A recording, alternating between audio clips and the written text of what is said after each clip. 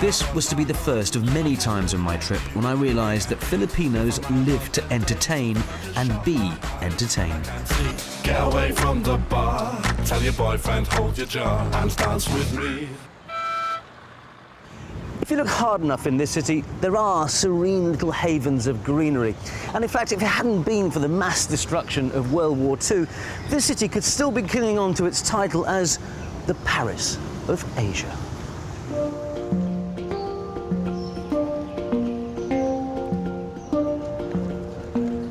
And it's here in the beautiful gardens of the Intramuros district in the Old City you find monuments to Manila's colonial splendor. Ladies and gentlemen, walk this way!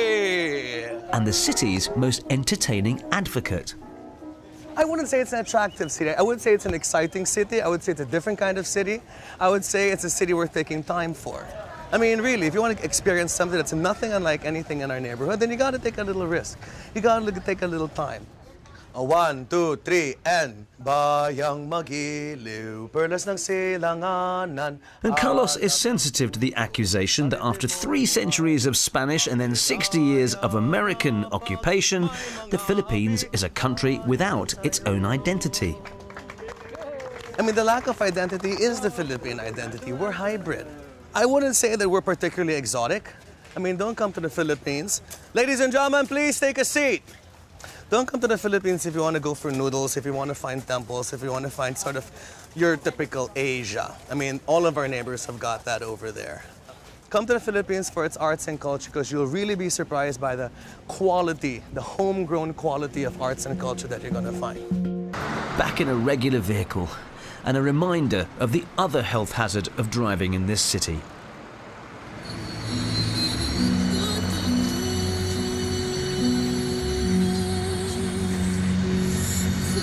The Filipino addiction to the cheesy power ballad. Luckily, an antidote is at hand.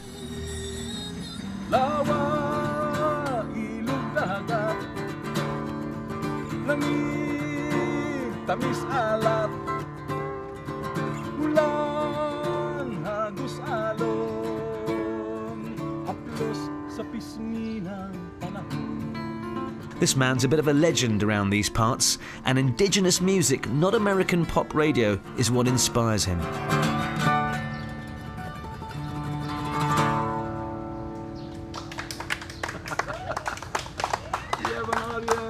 Indigenous music would be considered usually pre-Spanish. Before the Spanish came, the musics that were here were the tribal people. Chinese were here, the Arabs were here, the Indians were here. But they were not colonizers the way the Spanish were. They like to make other people smile, and that's part of, I guess we are like natural therapists. We're natural therapists, and that's probably one reason why a lot of the OFWs, the overseas Filipino workers, carry that. You have a lot of teachers, therapists. And outside the glitzy, expensive clubs that you can find in any major city, when it comes to creating an edgier scene, Manila is finding its pioneers. This used to be a second-hand car parts warehouse. Now it's an urban collective. Manila got a lot of potential, especially music-wise, and there's definitely a lot of upcoming kids, like making music, producing. Manila mania goes on well into the small hours, but it's time for us to leave the big city and head out for some fresh sea air. But Typhoon Haiyan, or Yolanda as it's known locally, left a trail of destruction and more than 6,000 people dead. 3.5 million people were displaced by winds of up to 330 kilometers per hour. But what followed pays testimony to the resilience of the people of the Philippines.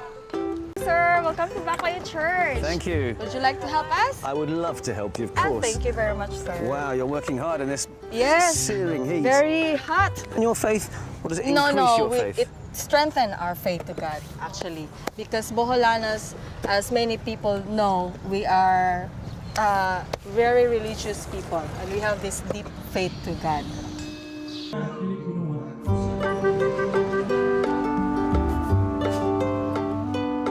The Filipinos, well, they're an incredibly generous people, always welcoming, always entertaining, and happy to give of their time to outsiders.